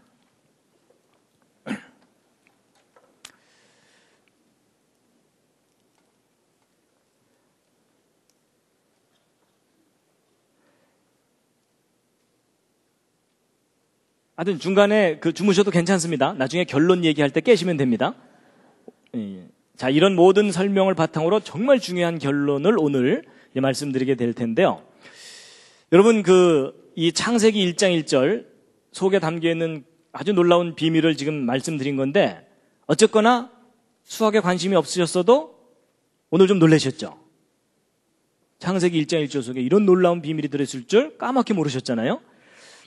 그래서 이제 창세기 1장 1절에 놀라운 게 들어있다는 걸 이제 알려드리고 나면 사람들이 궁금해하는 게 하나 있어요. 그게 뭐냐면 1장 1절만 그런가? 그렇거든요. 그래서 이제 궁금해하실 것 같아서 제가 그 뒤를 좀 잠깐 보여드리면, 그래서 창세기 1장 2절의 첫 번째 단어의 숫자 값을 조심스럽게 더해봤어요. 무슨 일이 벌어지나? 그랬더니 2701에다가 302를 더하는 거잖아요. 그랬더니 얼마가 나오냐면은 3003이 나와요.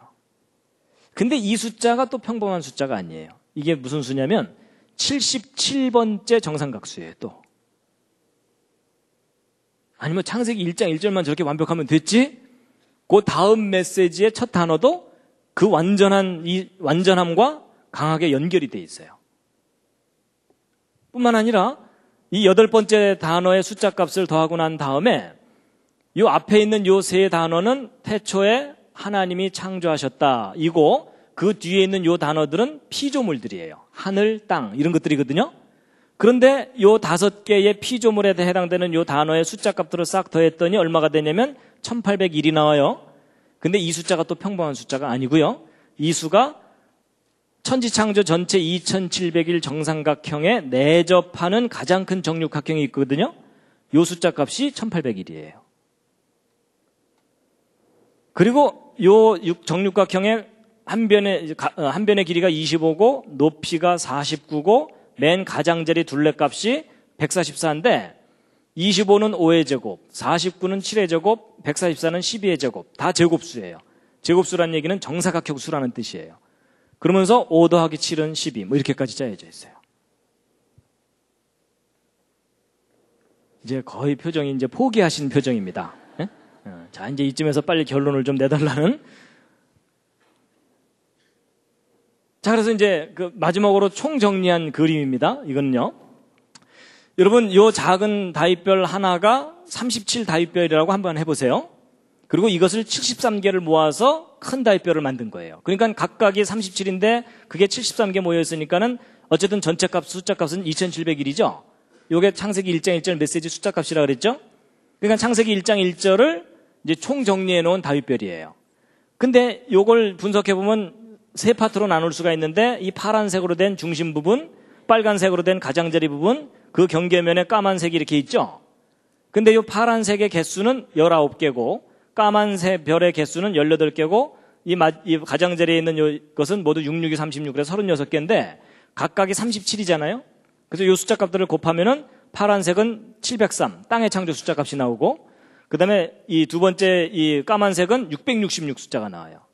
그리고 이 가장자리 수는 이 1332가 나오는데 이게 지금 4자리의 숫자가 돼서 그렇지 1하고 2를 더하면 3이죠. 3이 아까 하늘의 수라 그랬죠. 그렇죠? 하나님 신성과 관계된 결국 무슨 얘기냐면 하늘과 땅 사이를 누가 가로막고 있어요? 666이 가로막고 있어요. 오 마이 갓. 놀랍게도 성경 창세기 1장 1절 속에 계시록에 나오는 그 내용이 계시가 되어 있는 거예요. 그래서 여러분 성경에 어떤 말씀이 있냐면요. 창조자 하나님께서 무슨 말씀하시냐면 내가 태초에 장래일을 다 말하여 놓았다. 이 얘기를 하세요. 근데 너희들이 나중에 맨 마지막에 그 모든 걸 다 확인하게 되면 꽤 놀랄 거다. 이러셨어요. 그리고 결론이 뭐냐면 그런즉 너희가 나를 여호와인 줄 알리라. 내가 이 모든 역사를 처음부터 끝까지 섭리하는 존재인 줄을 너희가 알게 될 것이다. 이런 얘기를 하십니다.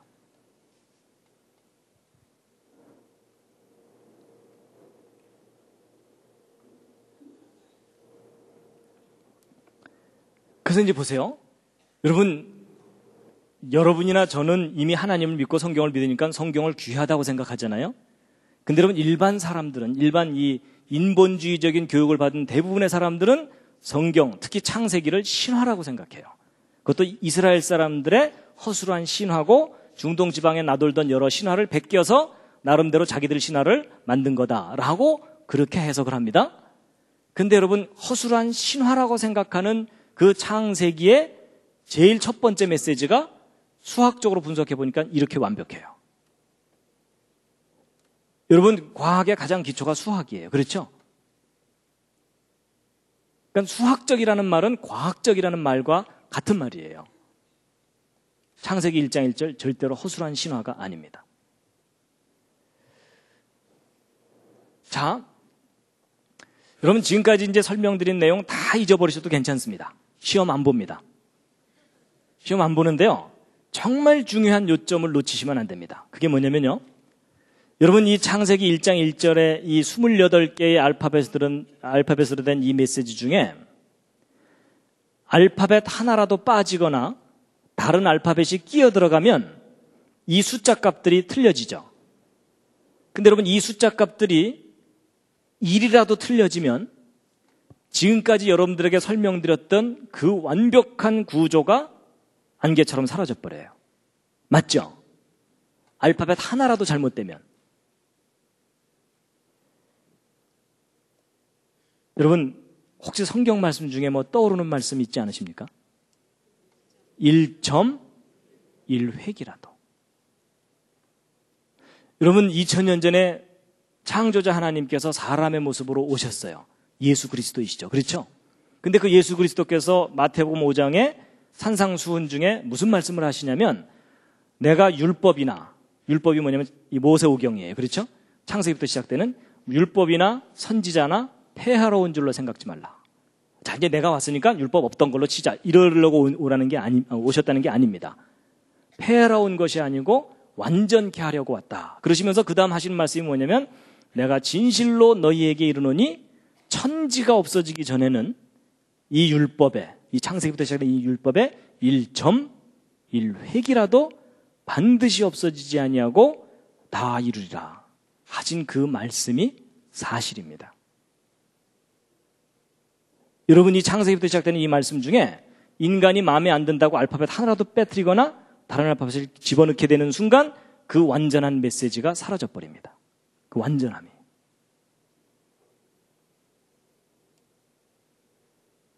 제가요 이 논문 내용을 접하기 전에도 성경은 참 귀한 하나님의 말씀이다라고 그렇게 인정하고 고백을 했었는데 제가 이 논문 읽고 이해하고 나서 결심을 한 게 하나 있습니다. 그게 뭐냐면 내가 띨띨해서 이해를 못하면 이해를 못했지 이 성경의 기록이 틀릴 리가 없다예요.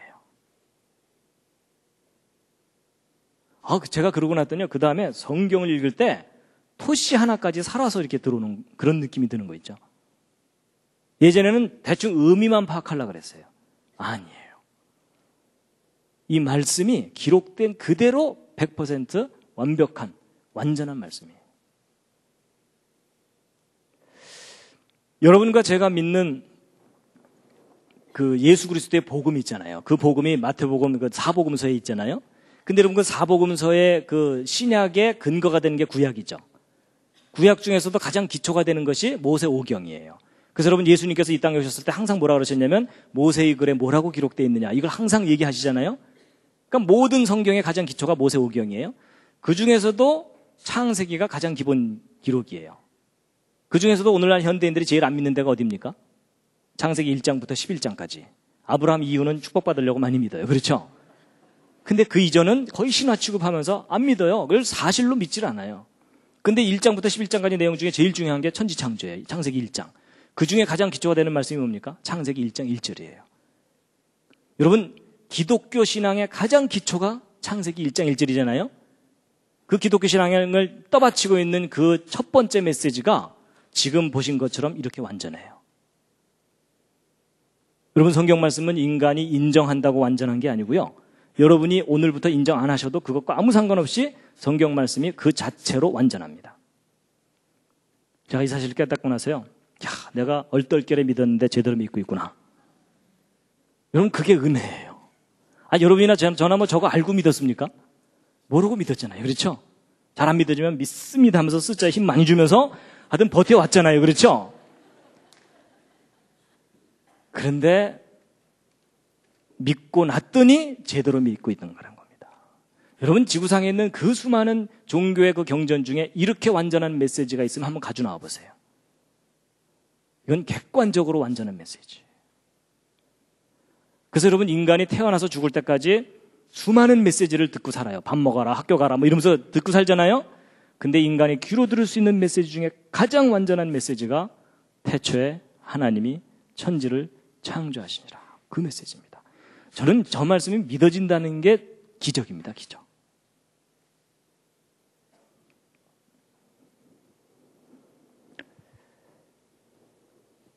함께 한번 읽으시겠습니다. 시작. 여호와의 율법은 완전하여 영혼을 소성케 하고 여호와의 증거는 확실하여 우둔한 자로 지혜롭게 하며 여호와의 교훈은 정직하여 마음을 기쁘게 하고 여호와의 계명은 순결하여 눈을 밝게 하도다. 아멘.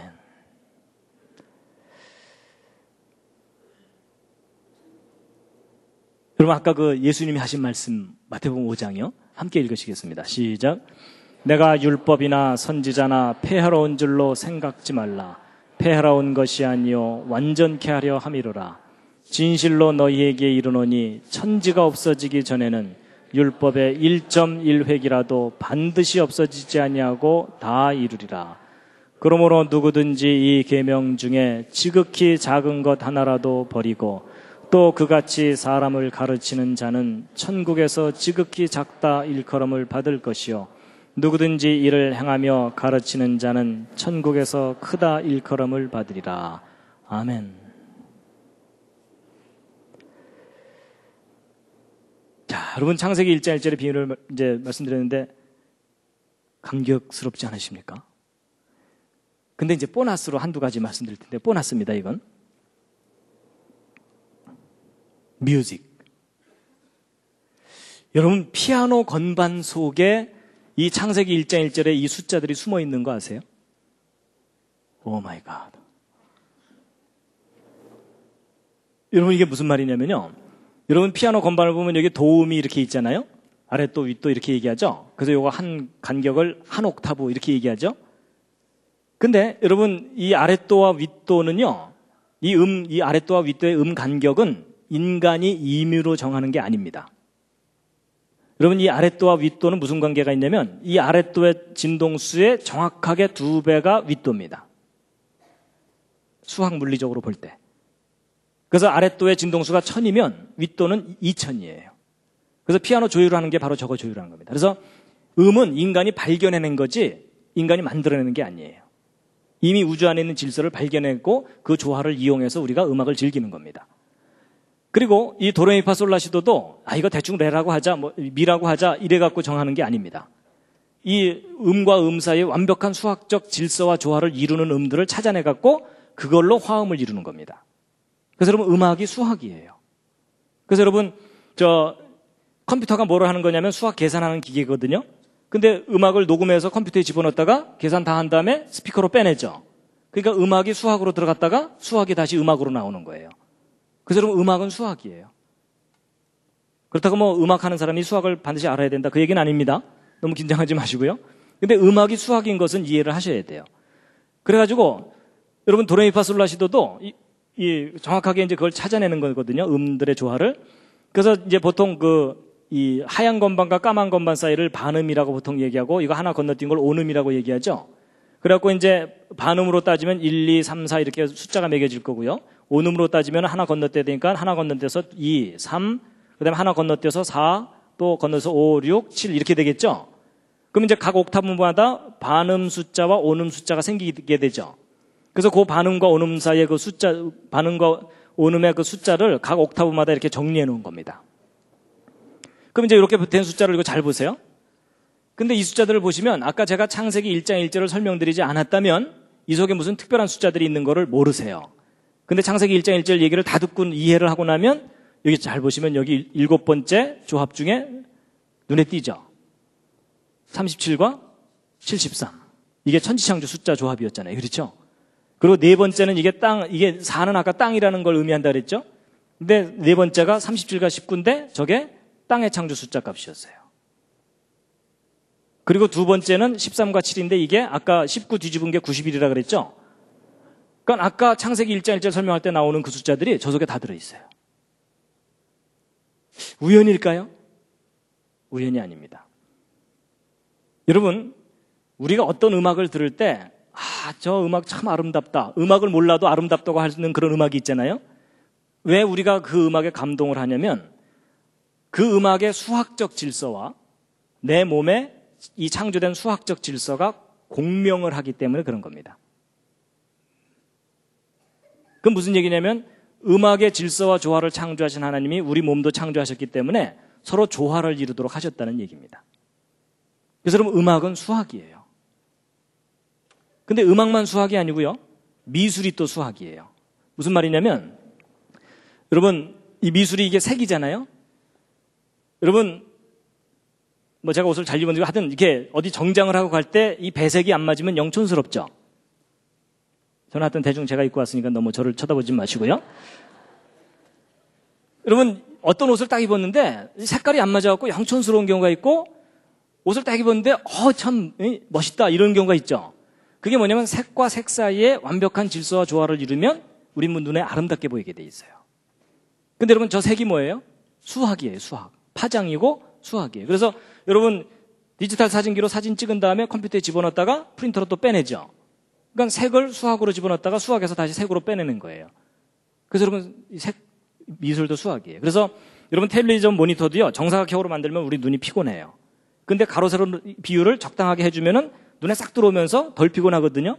그게 바로 이 도형도 수학이고 우리 몸도 수학적으로 설계되어 있고 그게 질서와 조화를 이루면 우리가 편안하게 행복하게 느끼게 돼 있어요. 그러니까 하나님께서 이 우주를 수학적으로 설계를 하셨기 때문에 그래서 이런 말까지 하는데 이 좌절감이 드실지 모르겠지만 수학을 모르는 사람은 하나님이 하신 일의 반을 모른다 이렇게 얘기합니다. 죄송합니다. 그래서 여러분 하나님께서 이 우주를 정말 완벽하게 수학적으로 설계해 놓으셨어요. 그리고 또 제가 뭘 또 느꼈냐면요. 하나님께서는 수학자들도 사랑하신다는 걸 제가 깨달았어요. 왜냐하면요. 지금까지 설명드린 이 내용들 문과분들한테는 방언이에요. 그렇죠? 근데 여러분 제가 이 내용을요. 공과대 학생들이나 이과 학생들이나 수학하는 학생들한테 이 강의를 해주면요. 눈이 반짝반짝해져요.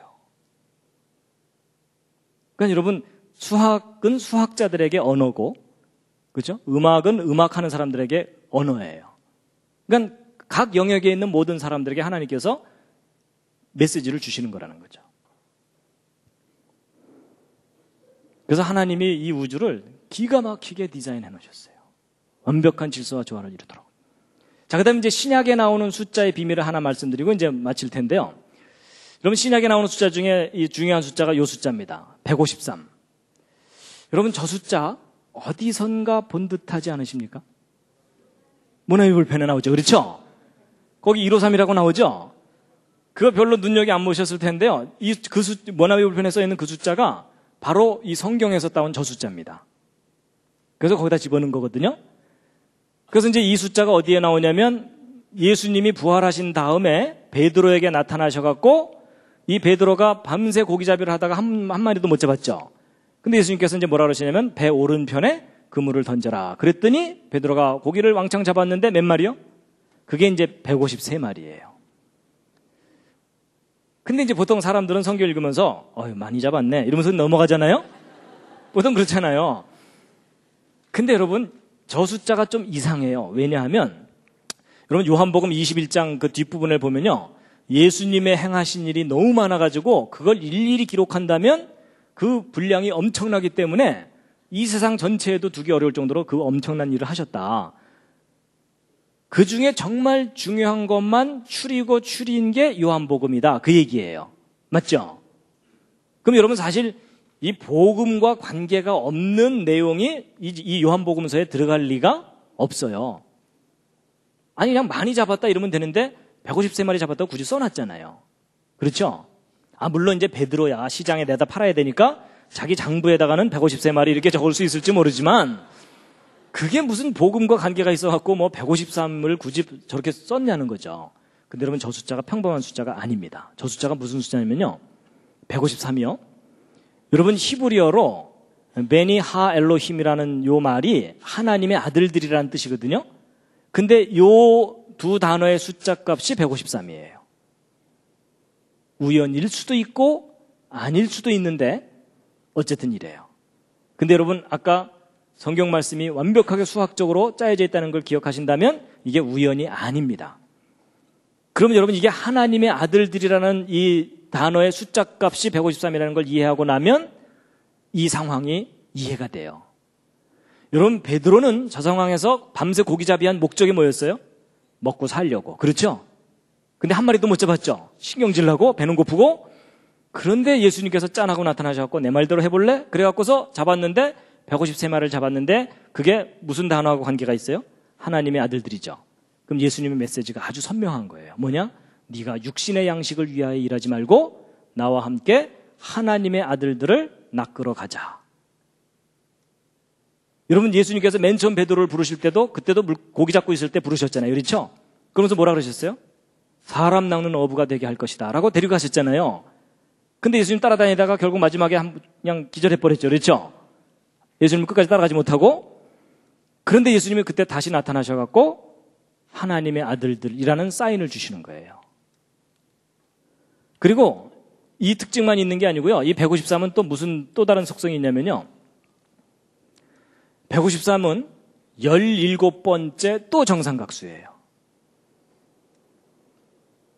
근데 여러분 1하고 7을 더하면 8이라 그랬죠? 새로운 시작과 관계되어 있어요. 그렇죠? 근데 여기서 끝나는 게 아니에요. 이 숫자가 무슨 숫자냐면 여러분 153의 숫자가 어떤 숫자냐면 153은 1하고 5하고 3으로 이루어져 있죠. 근데 각각을 3승을 해보세요. 세제곱을 하면은 1하고 125하고 27이 되죠. 요 세 숫자를 한번 더 해보세요. 얼마가 나옵니까? 도로 153이 돼요. 거의 이해를 하신다기보다는 지금 거의 감상을 하시는 수준이 되셨습니다. 여러분 이런 수를 뭐라 그러냐면 트리플 큐브 넘버라 그러는데 각각을 3승을 했으니까 정육면체를 의미하는 거죠. 그렇죠? 근데 정육면체가 3개라는 얘기예요. 근데 여러분 아까 정육면체가 어떤 장소하고 관계되어 있다고 그랬죠? 지성소인데 저희가 거룩한 장소죠. 그럼 여러분 거룩함. 여러분 거룩하고 거룩하다. 지극히 거룩함이에요. 그럼 여러분 이 153이라는 숫자는 무엇을 상징하는 수냐면 거룩함을 상징하는 수예요. 여러분 거룩이라는 말이 뭐냐면 구별된다는 뜻이에요. 그렇죠? 구별된 수라는 거예요. 거룩함. 그럼 여러분 이게 거룩함이라는 걸 나타내는 거라면 이 상황이 더욱 확실해져요. 여러분 베드로 예수님을 배반했어요. 맞죠? 예수님이 부활하신 것까지 알지 모르지만 이미 예수님 앞에 나가기에는 자기는 배반을 했기 때문에 여러분 사람이 비전을 잃어버리면 죽는 이만 못해요. 그렇죠? 삶의 목적과 비전을 잃어버리면 죽는 이만 못한데 그러고서 이제 틀렸다. 난 이제 먹고나 살자 이러면서 돌아간 거예요. 고향으로 돌아가서 밤새 고기잡이를 했는데 하나도 못 잡았어요. 근데 그때 예수님이 나타나셔서 153마리 잡게 하셨죠? 그럼 뭐예요? 네가 육신의 양식을 위하여 일하지 말고 나와 함께 거룩한 일을 다시 하자. 그 사인이 너무나 분명한 거예요. 근데 여러분 그렇다고 또 오해하시면 안 됩니다. 베드로가 이제 일단 셌으니까는 153이라고 썼을 거 아니에요. 그래서 이제 베드로가 이제 한 마리, 두 마리, 세 마리, 네 마리 쫙 이러다가 맨 마지막에 153 이러는 순간 무릎을 탁 꿇고 오 주여 이게 트리플 큐브 넘버이옵나이다.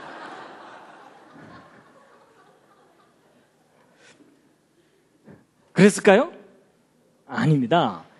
여러분 베드로는 저런 내용을 구체적으로 알 리가 없어요. 왜냐하면 성경을 보면 베드로는 일자무식 어부라고 돼 있어요. 맞죠? 그러니까 베드로가 저걸 알 리가 없어요. 근데 베드로는 저런 내용을 몰라도 저 정도 상황이면 예수님을 따라가게 돼 있어요. 왜냐하면 자기가 예수님을 배반했는데 직접 찾아오셔갖고 물고기를 그렇게 많이 잡게 하셨다는 얘기는 여전히 자기에게 관심이 있다는 얘기잖아요. 그렇죠?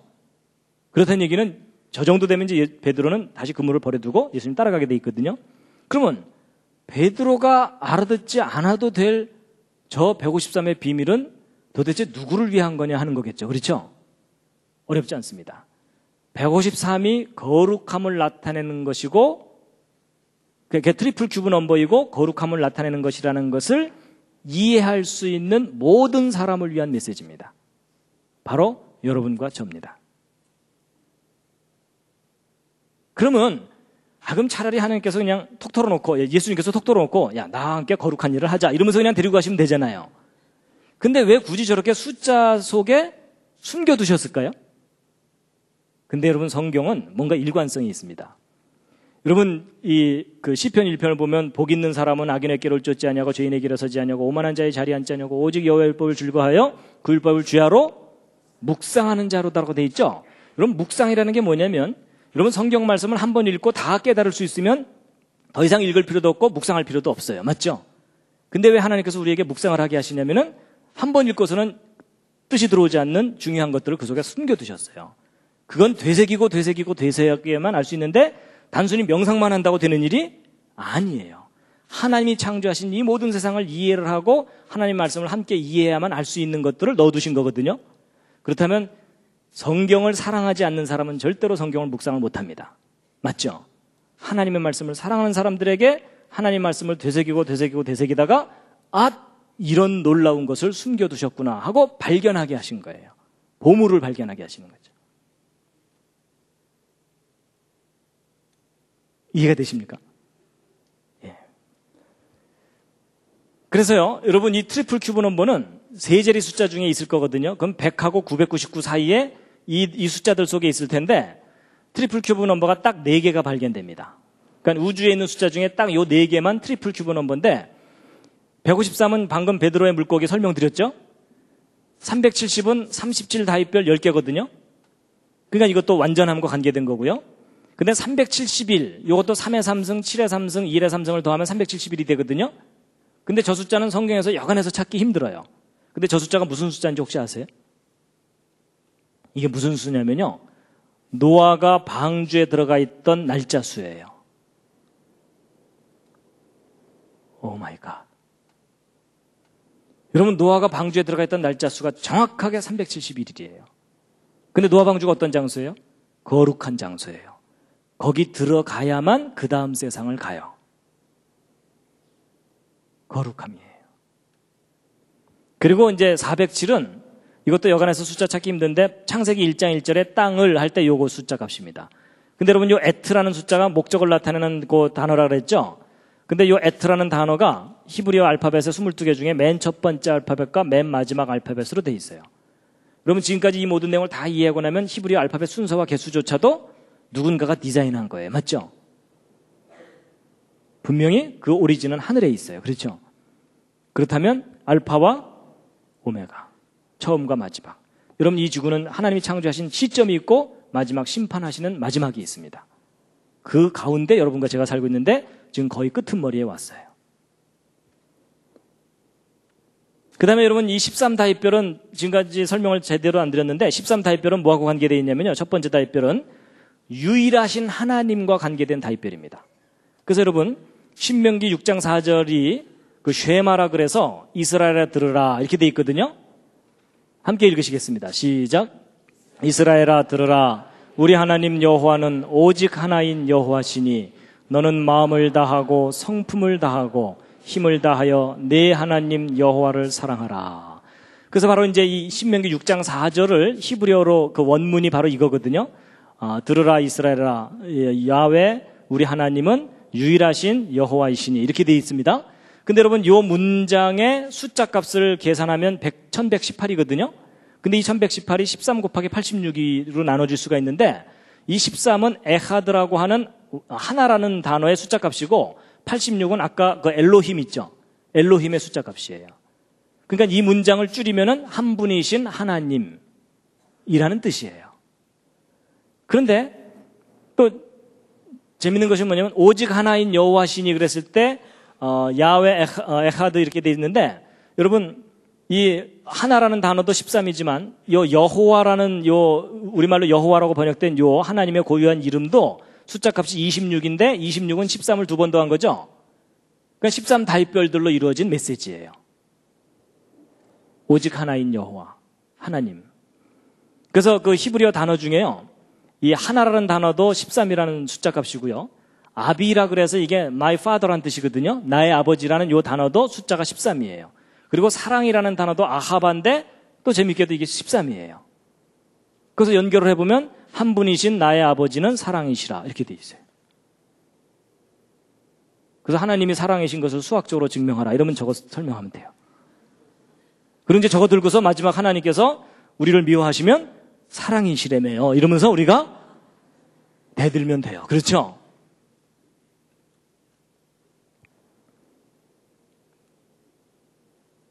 그리고 여러분, 요한복음 1장 1절도 아까 제가 맨 처음에 시작할 때 읽은 말씀이거든요. 태초의 말씀이, 함께 읽으시겠습니다. 시작. 태초의 말씀이 계시니라. 이 말씀이 하나님과 함께 계셨으니 이 말씀은 곧 하나님이시니라. 이것의 헬라어 원문이거든요. 요 헬라어 원문에 아까 이 알파벳 숫자값 다 찾아서 계산하면 3627이 나오는데, 이게 39 곱하기 93이에요. 근데 여러분, 아까부터 37, 73, 91, 19, 39, 93 이렇게 나오죠. 근데 여러분, 이 39가 뭐냐면 13 다윗별 3개 더한 거죠. 그러니까 한 분이신 하나님에 관한 메시지가 요한복음 1장 1절이에요. 그러니까 놀랍게도 성경이 허술한 신화, 그냥 어느 한 종교에 그냥 별로 가치 없는 경전인 줄 알았는데 아닙니다. 완벽한 수학적 질서와 조화로 완벽하게 디자인된 메시지예요. 그래서 인간이 저 메시지를 변경시키지 못하도록 하나님께서 수학적으로 딱 설계해 놓으신 다음에 자물쇠를 딱 채워 놓으신 거예요. 봉인을 해 놓으신 거라는 거죠. 왜냐하면 저 말씀이 변질되면 모든 사람이 다 죽거든요.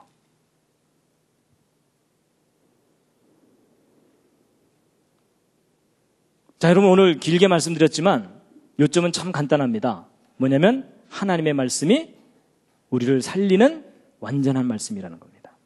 함께 읽으시겠습니다. 시작. 여호와의 율법은 완전하여 영혼을 소성케 하고 여호와의 증거는 확실하여 우둔한 자로 지혜롭게 하며. 아멘. 그래서 저도 부족하지만 무슨 결심을 하냐면요, 하나님의 말씀이 나를 변화시켜야지 내가 하나님의 말씀을 변화시키려고 그러면 안 된다, 저그 생각합니다. 보통 사람들이요, 또 많은 신학자들이 하나님의 말씀을 변화시키려고 그래요. 시대에 맞게. 아닙니다. 하나님의 말씀이 우리를 변화시켜야 됩니다. 마지막 꽃다발입니다.